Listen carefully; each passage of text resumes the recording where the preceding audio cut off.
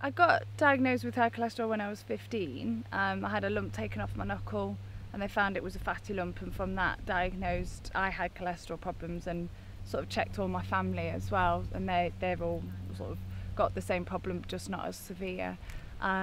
Was on medication and sort of reasonably well controlled, but then when I was 21 I started getting really bad chest pains, and after lots of different tests they eventually found out that 3 of my arteries that supply the blood to my heart were blocked.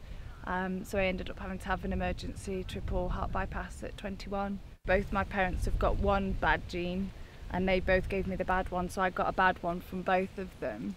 And so mine was a particularly severe form, but like you say, it's not something anybody expected when I got checked initially, because I was very active. I used to do gym 6-7 times a week, and really quite healthy and fit, and they picked that up, and it was a big surprise when I was diagnosed, and certainly it was a big surprise when I had those problems. And we've seen you walking the dog with your partner Jamie at the moment. He's a bit poorly at the moment. My dog, bless him, yeah. But that is obviously key to the activity that you need to do. Yeah, certainly. It certainly helps having a good reason, because with the dog I'm up and out every day. You can't, come rain or shine, you've got to get up and out and about, and it is nice to know there's a reason to go out for a walk at least a couple of times a day, and that's the mainstay of my exercise really, is just getting out and having a walk, which if you go at a good pace, that's a really good level of exercise to be doing. When did you first become aware of Heart UK?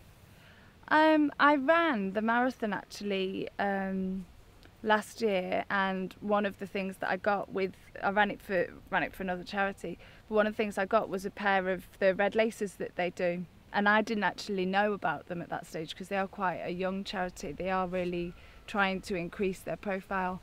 And just through reading about them and what they were doing, it was certainly more in tune with what I would want to be working towards, and a charity that I'd want to raise funds for. So I got in touch with them through that, and got chatting to them, and they got me on board and got me involved. So they're a really good charity to work with.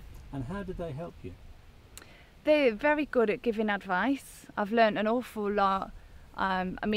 Because I have it day to day, I try and keep up to date with things, but I've certainly got an awful lot of information and advice from them that is quite specific to my condition.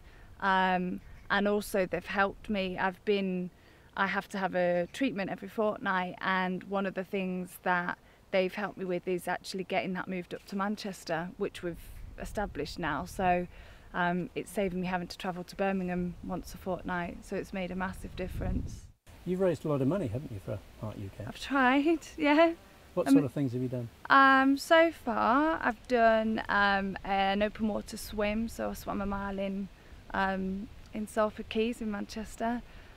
Organising a retro sports day for my work colleagues, so basically like a school sports day that you'd have as a child, but for adults to basically go back to their 5-year-old selves and have a laugh with. Doing a dog walk later this year.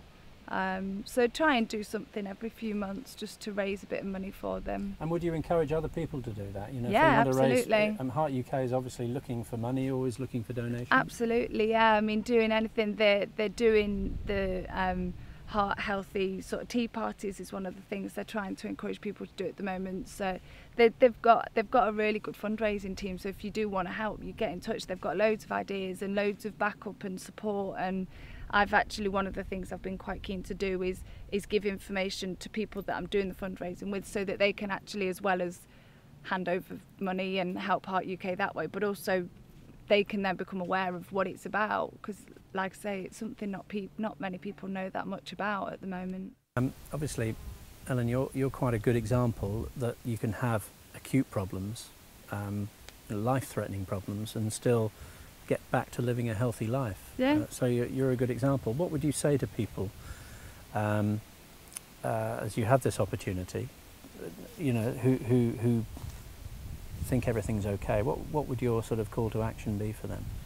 Get yourself checked, and if it becomes apparent that you have got high cholesterol, it's completely copable. There's lots that can be done, and it doesn't need to affect anything, but you just have to make some adaptations, and they're all sensible things to adapt as well. It's doing a bit of exercise, eating healthily, all very standard things that you should be doing ideally anyway, but it just becomes that bit more important if you do have high cholesterol. But certainly not to worry, and just get, if you're worried about things, get some help, ask the questions and chat to people that have had the problems, and you'll realise that you're not on your own, and there's a lot of help that's out there for you. So it's really not something to be hugely panicky about, but it is something to take seriously.